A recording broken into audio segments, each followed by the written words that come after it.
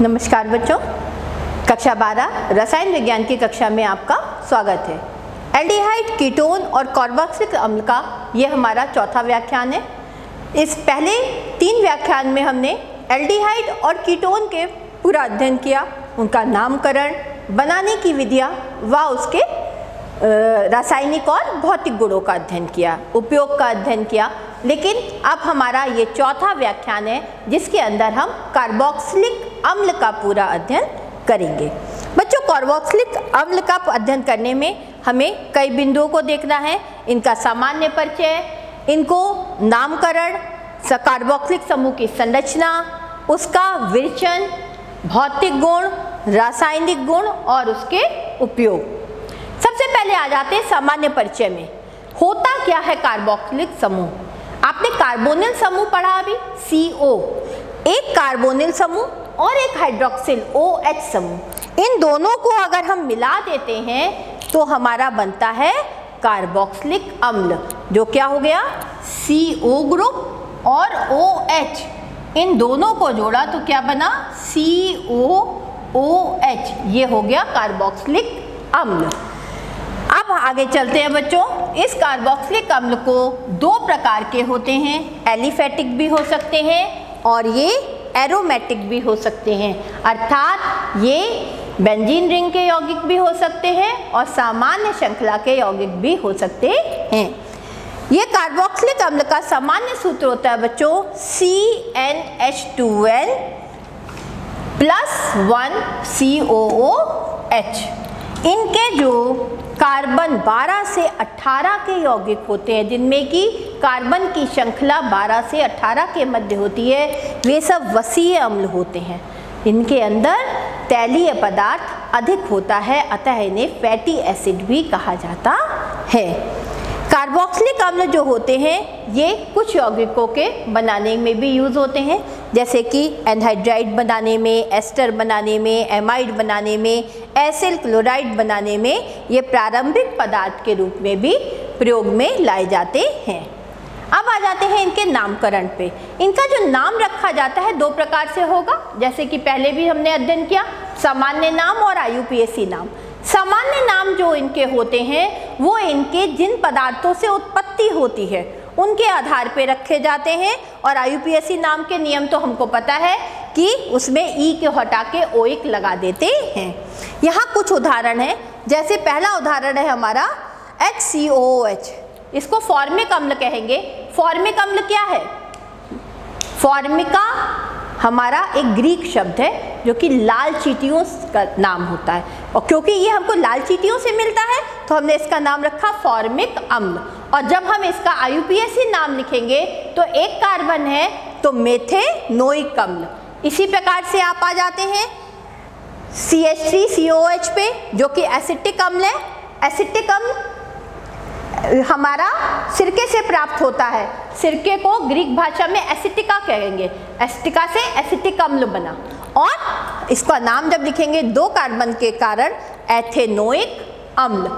इसी प्रकार नीचे आते 3 कार्बन है तो प्रोपेनोइक अम्ल, 4 कार्बन की श्रृंखला है तो ब्यूटेनोइक अम्ल।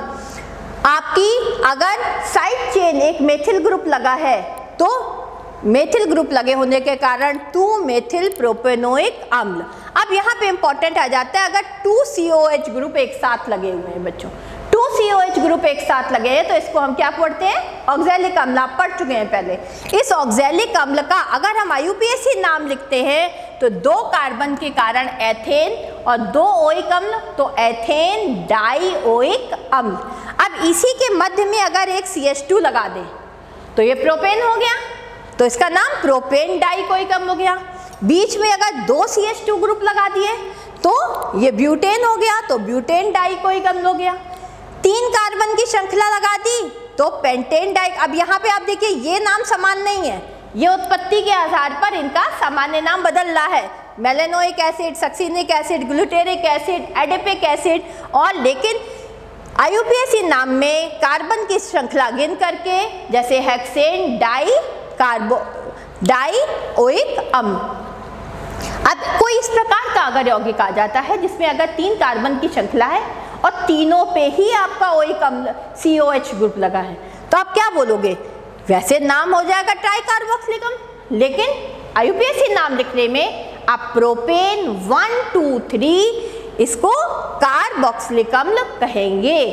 आगे आ जाते हैं, अगर बेंजीन रिंग में COH लगा है तो ये बेंजोइक अम्ल है और इसको बेंजोइक अम्ल ही IUPAC में भी कहेंगे, नहीं तो इसका नाम बेंजीन कार्बोक्सिलिक अम्ल भी कहा जाता है। इसी प्रकार से अगर बेंजीन रिंग के साथ CH2COH लगा है, क्योंकि ये फेनिल ग्रुप है और 2 कार्बन की श्रृंखला है, तो ये एथिल ग्रुप हो गया, फेनिल एसिटिक अम्ल। या IUPAC नाम में जो कि जो आपका क्रियात्मक समूह को 1 नंबर देती हो, तो 1 और ये 2, तो दूसरे पे फेनिल ग्रुप, तो 2 फेनिल एथेनोइक अम्ल।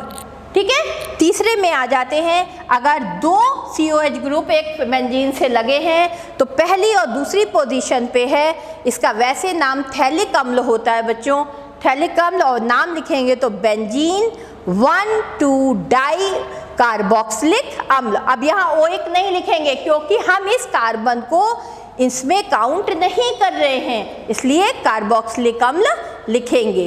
अब आ जाते हैं इसकी संरचना में बच्चों, इसकी संरचना किस प्रकार से है, ये जो कार्बन है ऑक्सीजन और दूसरी तरफ OH से जुड़ा है।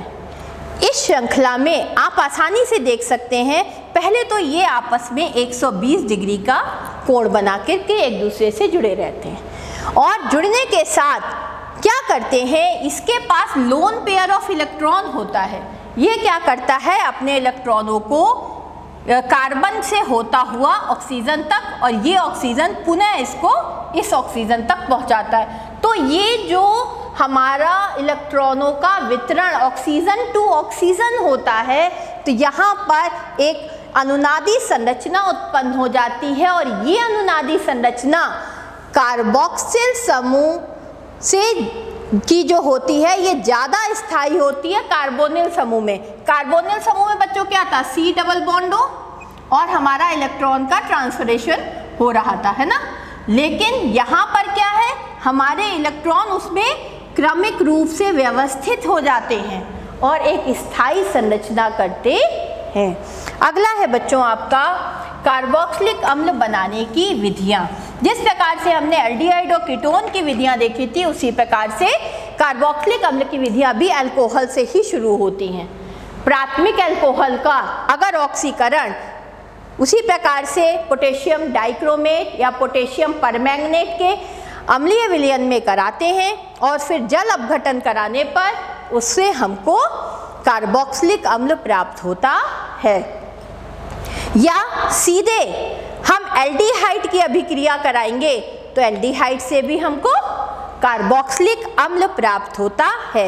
ये अभिक्रिया जो होती है वो मृदु अभिकर्मक भी देते हैं। मृदु अभिकर्मक जैसे कि हमने अभी बताया था आपको इसके पहले वाले व्याख्यान में कि टॉलेंट अभिकर्मक, फेलिंग विलयन, ये भी ये अभिक्रिया देते हैं और एल्डिहाइड भी ये अभिक्रिया देते हैं। नेक्स्ट है आपका एल्किल बेंजीनों से हमको बेंजोइक अम्ल प्राप्त करना। यहाँ पर एरोमेटिक कार्बोक्सिलिक यौगिक जो होते हैं वो पोटेशियम परमैंगनेट क्षारीय विलयन पर, KOH के विलयन पर, यहाँ पर गर्म करने पर प्रबल ऑक्सीकरण होता है। प्रबल ऑक्सीकरण करने पर क्या होगा, यहाँ से H3 निकल जाएगा और निकल करके यहाँ पे OO के ग्रुप जुड़ रहा है और इसका जब जल अपघटन कराते हैं, जल अपघटन कराने पर पाशर श्रृंखला में हमारा एल्किल ग्रुप हट करके ओइक ग्रुप जुड़ जाता है तो बेंजोइक अम्ल प्राप्त होता है। यह अभिक्रिया चाहे यह श्रृंखला कितनी भी लंबी हो, पूरे कार्बन की श्रृंखला यहाँ से चली जाएगी। इसमें ये नहीं होगा यहाँ पूरा COH ग्रुप ही आके जुड़ेगा। आप दोनों एग्जाम्पल से समझ सकते हैं। प्रत्येक एग्जाम्पल में आपको दिख रहा है कि मिलने वाला यौगिक क्या है, बेंजोइक अम्ल ही प्राप्त होता है। प्राथमिक और द्वितीयक सैलिकल समूह ये ऑक्सीकृत हो जाएंगे, लेकिन अगर तृतीयक एल्किल समूह होगा तो वो उस पर प्रभावित नहीं होता है। अब आ जाते हैं नाइट्राइल या एमाइड से अभिक्रिया। नाइट्राइल से जब अभिक्रिया करा रहे हैं तो H आयन और OH आयन जो कहते हैं उत्प्रेरकों की उपस्थिति में ये हमें क्या देते हैं, एमाइड देते हैं। इस अभिक्रिया को समझिए आप, ये कार्बन और नाइट्रोजन के बंध जो ट्रिपल बॉन्ड होता है, ये कार्बन और नाइट्रोजन के बंध जो त्रिबंध होता है, ये त्रिबंध टूट जाता है और टूटेगा तो यहाँ पे क्या बन जाएगा, एक द्विबंध बना पहले और द्विबंध बन करके H और OH आकर के जुड़ा, H और OH जुड़ा और पुनः इसकी आगे अभिक्रिया होती है और टूट करके ये यहाँ पर एमाइड बना लेता है। इस एमाइड से जब पुनः इसको फिर से H आयन और OH आयन के साथ हम अम्लों के उपस्थिति में जल अपघटन कराते हैं तो कराने पर हमको नाइट्राइल से कार्बोक्सिलिक अम्ल प्राप्त हो जाता है। इसके कुछ उदाहरण दिए गए हैं। एथेनामाइड से एथेनोइक अम्ल प्राप्त करना, डायरेक्ट हम एथेनामाइड से एमाइड से प्राप्त कर सकते हैं, या हमारा बेंजामाइड हो तो बेंजामाइड से भी हमारा जल अपघटन द्वारा गर्म करने पर क्षारीय उत्प्रेरकों की उपस्थिति में बेंजोइक अम्ल प्राप्त होता है। चौथा है हमारा गिग्नार्ड अभिकर्मक के द्वारा। गिग्नार्ड अभिकर्मक की जब शुष्क कार्बन डाइऑक्साइड, जिसे कि शुष्क बर्फ भी कहते हैं, इसकी शुष्क ईथर की उपस्थिति में अभिक्रिया कराते हैं तो यहाँ क्या होता है, गिग्नार्ड अभिकर्मक में आपको पता है कि गिग्नार्ड अभिकर्मक में ये जब बंध टूटता है तो R नेगेटिव और Mg पॉजिटिव हो जाता है।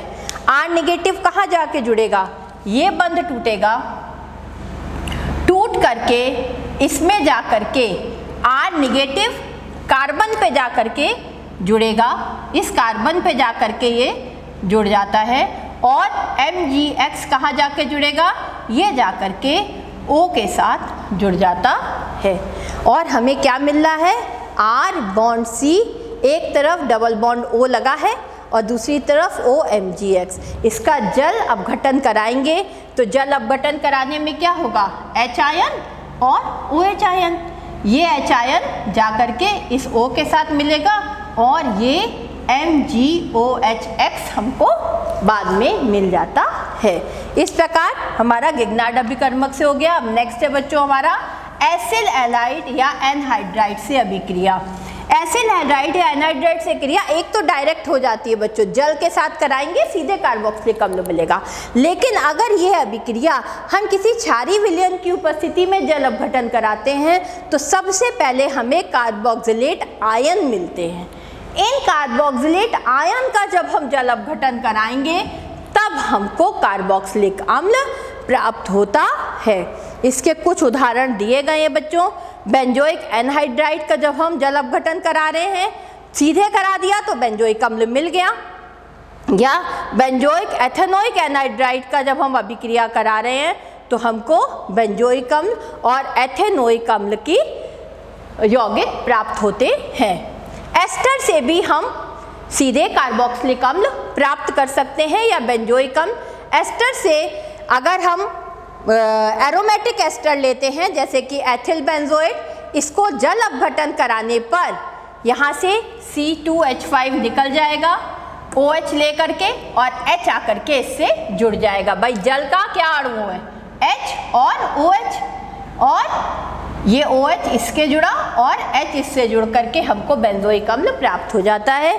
इस प्रकार से बच्चों ये हमारे हो गए इसके बनाने की विधियां। बनाने की विधियों के बाद आ जाते हैं भौतिक गुण। जो हमारे कार्बोक्सिलिक अम्ल है इसमें क्या होता है बच्चों, कार्बन 1 से कार्बन 9 तक की श्रृंखला वाले जो यौगिक हैं, आपके 9 की श्रृंखला वाले यौगिक हैं, वो आपके अरुचिकर गंध वाले रंगहीन द्रव होते हैं। और उच्च श्रृंखला वाले क्या होते हैं, मोम जैसे होते हैं और ये गंधहीन होते हैं, वाष्पशील होते हैं। इनका क्वथनांक क्या होता है, अपने समतुल्य एल्डिहाइड, कीटोन या अल्कोहल से ज़्यादा होता है। क्यों ज़्यादा होता है, क्योंकि ये हमेशा हाइड्रोजन बंध बनाते हैं। हाइड्रोजन बंध बनाने के कारण ही इनके जो जल में घोला जाता है, घोलने पर ये जल में घुलनशील होते हैं और उच्च कार्बोक्सिलिक अम्ल जल में और अध्रुवीय विलायक दोनों में ही घुलनशील होते हैं। इसके बाद आ जाते हैं इनका रासायनिक गुणों पर। रासायनिक गुणों में आने से पहले आप ये जान लीजिए, यहाँ पर जो अभिक्रियाएं होती हैं वो कई प्रकार से होंगी। एक चीज आप यहाँ पे समझिए कि अगर आप कार्बन डबल बॉन्ड OH ये ग्रुप है, पहली अभिक्रियाएं हम बता रहे हैं, ये OH आबंध टूटे तो OH आबंध जो यहाँ पे टूट रहा है वो अभिक्रियाएं जिसमें कि OH आबंध का विदलन होता है। अगर हम किसी भी धातु हाइड्राइड, धातु का कोई अन्य यौगिक ले करके अगर हम किसी भी कार्बोनिल समूह के साथ, कार्बोक्सिलिक अम्ल के साथ अभिक्रिया कराएंगे तो वो धातु इसके साथ जुड़ करके कार्बोक्सिलेट आयन बनाती है। सोडियम के साथ है तो सोडियम कार्बोक्सिलेट आयन बन गया।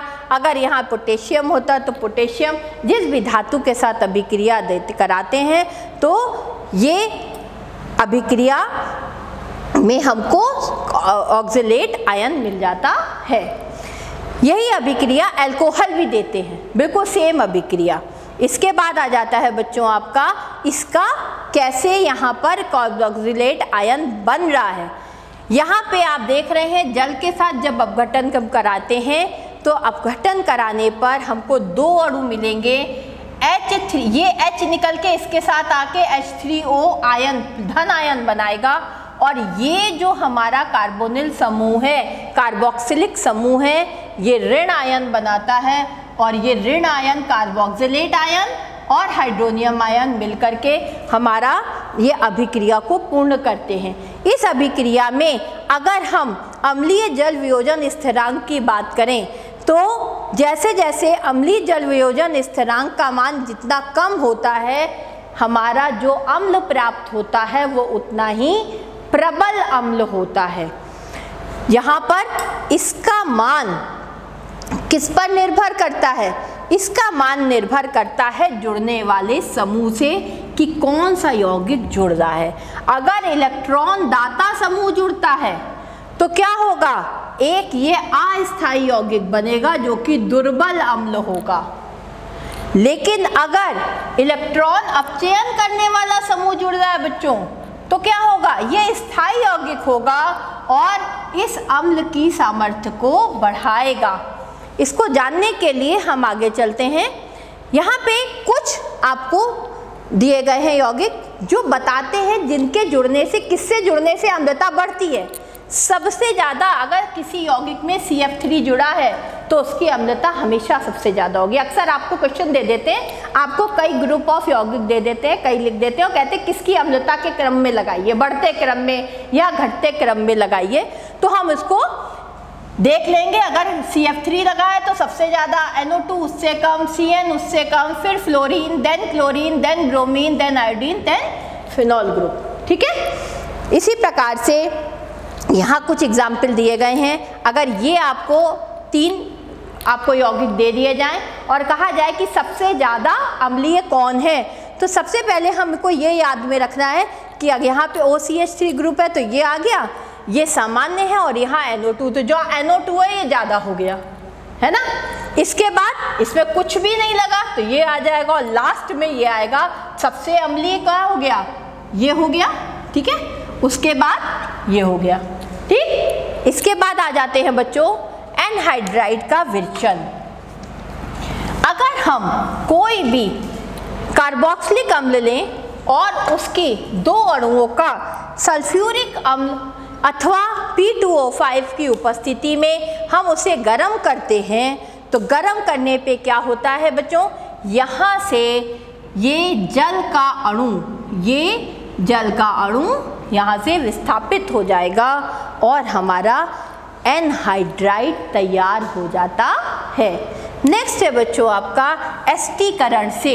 एस्टीकरण यहाँ पर किसी भी प्राथमिक अल्कोहल है ना, कार्बोक्सिलिक अम्ल की किसी भी प्राथमिक अल्कोहल के साथ जब हाइड्रोजन क्लोराइड गैस जैसे खनिज अम्ल उत्प्रेरकों की उपस्थिति में हाइड्रोजनन कराते हैं, अभिक्रिया कराते हैं, तो हमेशा हमको किसी न किसी एस्टर की प्राप्ति होती है। एस्टर RCOOR- समूह, कार्बोक्सिलिक अम्ल से प्राथमिक अम्ल की अभिक्रिया कराने पर हमको एस्टर मिलेगा। इसका क्रिया विधि समझ सकते हैं अगर आप, कि H आयन जाके किस कार्बन से जुड़ेंगे, मध्य वाले कार्बन से, न्यूक्लियोफाइल है, और यहाँ जुड़ने के बाद ये OH समूह यहाँ पे आके जुड़ा। इस OH समूह के पास लोन पेयर ऑफ इलेक्ट्रॉन है। ये हाइड्रोजन क्या करेगा, यहाँ से प्रोटॉन लिया और लेकर के ये फ्री हो गया। फ्री हो करके यहाँ आकर के इस OH के पास धन आयन थे, यहाँ जुड़ के ये जल का अणु यहाँ से निकल जाता है। जल का अणु निकला और ये बना क्या, प्रोटोनीकृत एस्टर। ये प्रोटोनीकृत एस्टर प्रोटॉन के विस्थापन के द्वारा यहाँ पर एस्टर की संरचना बन जाती है। इसके बाद आ जाते हैं कि अगर हम ये अभिक्रिया PCl5, PCl3 या SOCl3, जिसको कि फास्फोरस पेंटाक्लोराइड, फास्फोरस ट्राइक्लोराइड या थायोनिल क्लोराइड के साथ कराते हैं, तो कराने पर ये अपचयित हो करके ये अभिक्रिया हमको संबंधित क्लोराइड प्राप्त होता है। इसमें सबसे ज़्यादा इस अभिक्रिया में थायनिल क्लोराइड से यह अभिक्रिया कराई जाती है और हमको यहाँ पर कार्बोनिल क्लोराइड समूह प्राप्त हो जाता है। नेक्स्ट है हमारा अमोनिया के साथ अभिक्रिया। अमोनिया के साथ जब कार्बोक्सिलिक अम्ल की अभिक्रिया कराई जाती है तो हमारे अमोनीकृत लवण बनते हैं। ये क्रिया बहुत उच्च ताप पर होती है और पहले NH3 जाकर के इससे जुड़ जाएगा और क्या बना हमारा अमोनियम एसीटेट NH4 प्लस, है ना, ये प्लस और ये माइनस अणु मिल गए और यहाँ से फिर जल का अणु निकलेगा H2 और एक O यहाँ से लेकर के जल का अणु निकला तो बना CH3CO NH2 एसिटामाइड। यही अभिक्रिया जब बेंजल्डिहाइड के साथ बेंजोइक अम्ल के साथ कराते हैं तो अमोनिया बेंजोइक अम्ल के साथ क्रिया करके अमोनियम बेंजोइट यहाँ पे वही हो जाएगा, NH4 आके जुड़ जाएगा और जुड़ करके ये अणु से जब जल का अणु निकलता है तो हमारा बेंजामाइड बन जाता है। इसी क्रिया को अगर हम द्विकार्बोक्सिलिक अम्ल वाले समूह के साथ करते हैं तो यहाँ पर जो अभिक्रिया होती है इसको क्या कहते हैं, थैलिक अम्ल। अभी हमने आगे बताया था आपको, थैलिक अम्ल के साथ जब अमोनिया की क्रिया होगी तो दो अणु अमोनिया के ये दोनों जगह पे आकर के जुड़ जाएंगे, अमोनियम थैलेट बनेगा और इस अमोनियम थैलेट से जल के दो अणु उसी प्रकार से निकलेंगे और निकल करके थैलामाइड की संरचना होती है। यह थैलामाइड प्रबल तापन के द्वारा अमोनिया को विस्थापित कर देता है और निकाल करके एक यौगिक बनता है, चक्रीय यौगिक, जो कि आपका जटिल यौगिक है जिसे थैलीमाइड कहा जाता है। नेक्स्ट है बच्चों आपका, अभी तो हम देख रहे थे OH समूह के द्वारा, अब है COH के द्वारा। COH के द्वारा अपचयन की अभिक्रिया होती है। ये अभिक्रिया कार्बोक्सिल समूह का जब लिथियम एल्युमिनियम हाइड्राइड या ईथर की उपस्थिति में अभिक्रिया कराते हैं बच्चों, तो हमको सदैव प्राथमिक या द्वितीयक अल्कोहल प्राप्त होता है। ये आसानी से अपचयित नहीं होते हैं, इनको अपचयन करने के लिए विशेष परिस्थितियों की आवश्यकता होती है। विकार्बोक्सीकरण या इस विधि को कोल्बे वैद्युत अपघटन भी कहते हैं। ये बाय नेम रिएक्शन बच्चों पूछा जाता है आपको। इस अभिक्रिया में अगर कार्बोक्सिलिक अम्ल का कोई सोडियम लवण लेते हैं, उस सोडियम लवण की NaOH और CO के साथ गर्म करते हैं तो क्या होगा, यहाँ पे CO2 गैस निकल जाएगी और ये पूरा समूह विस्थापित होके यहाँ पर H लग जाता है और हमको एल्केन प्राप्त होता है। नेक्स्ट है आपका बच्चों हाइड्रोकार्बन भाग में प्रतिस्थापन अभिक्रियाएं। इसमें आपकी हैलोजनन बहुत इंपॉर्टेंट रिएक्शन है, हेलिक्सफोर जेनेसी अभिक्रिया। इस अभिक्रिया में हम हमेशा किसी हैलोजन की लाल फास्फोरस की उपस्थिति में जब कार्बोक्सिलिक अम्ल की क्रिया कराते हैं तो यहाँ ये जो अभिक्रिया होती है, हैलोजन हमेशा इस अल्फा हाइड्रोजन से आके जुड़ेगा। यहाँ पे कोई अभिक्रिया नहीं होगी, कोई चेंज नहीं होगा, और यहाँ पे अल्फा हाइड्रोजन रिप्लेस होके यहाँ पर हेलोजन चाहे क्लोरीन या ब्रोमीन जुड़ेगा। एक बात और ध्यान देने की है, ये अभिक्रिया आयोडीन के साथ कतई नहीं होती है, ये केवल क्लोरीन या ब्रोमीन के साथ होगी। नेक्स्ट है बच्चों आपका विलय प्रतिस्थापन। अगर कोई रिंग एरोमेटिक कंपाउंड है तो रिंग एरोमेटिक कंपाउंड में अगर हम उसकी अभिक्रिया किसी भी शांत नाइट्रिक अम्ल और शांत सल्फ्यूरिक अम्ल की उपस्थिति में कराएंगे तो नाइट्रिक अम्ल कहाँ जाके जुड़ेगा, हमेशा एरोमेटिक कंपाउंड में वो जाके Meta position, ortho Meta para ये पोजीशंस होती हैं, और हमेशा वो ग्रुप जाकर के मेटा पोजीशन पे जुड़ के मेटा, जैसे मेटा नाइट बेंजोइक अम्ल बना लिया। अगर ब्रोमीन के साथ करा रहा है तो मेटा ब्रोमो बेंजोनोइक एसिड बना लिया। इस प्रकार से ये क्रिया करता रहता है। अब आ जाते हैं इसके उपयोग में। यहाँ तक अभी हमने देखा कि कार्बोक्सिलिक अम्ल क्या थे और हमने उसके भौतिक और रासायनिक गुणों का अध्ययन किया, जिसमें हमने कई प्रकार की अभिक्रियाएं देखी, जिसमें हमने अभी आपके लास्ट में थी आपकी क्लेमेंसन अभिक्रिया और इटार्ड अभिक्रिया, सभी अभिक्रियाओं का अध्ययन किया। कार्बोक्सिलिक अम्लों के उपयोग में आते हैं बच्चों। उपयोग में क्या है, मेथनोइक अम्ल जो होता है, मेथनोइक अम्ल रबड़, वस्त्र, रंगाई में, चमड़ा बनाने में और इलेक्ट्रोप्लेटिंग उद्योग में इसका उपयोग होता है। एथेनोइक अम्ल जो क्या करता है, मेथनोइक अम्ल तो हमारा इन सब कामों में होता है, और एथेनोइक अम्ल में आ जाते हैं द्विकार्बन कंपाउंड, ये हमारा विलायक की तरह उपयोग होता है, और ये विलायक हमारा बहुत से उद्योगों में उपयोग में लाया जाता है। इसका उपयोग सिरके के उद्योग में सबसे ज़्यादा होता है। हेक्सानोइक अम्ल जो हमारा होता है, ये हमारा कृत्रिम नायलॉन बनाने में उपयोग में लाया जाता है। कृत्रिम नायलॉन हमारा हेक्सानोइक अम्ल के द्वारा बनता है।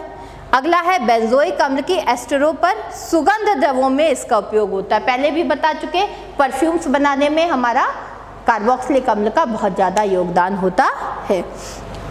खाद्य परीक्षण में भी हम सोडियम बेंजोएट का उपयोग करते हैं, और उच्चतर वसीय अम्लों का उपयोग करने में, जैसे साबुन और मार्जक बनाने में भी उसका उपयोग किया जाता है।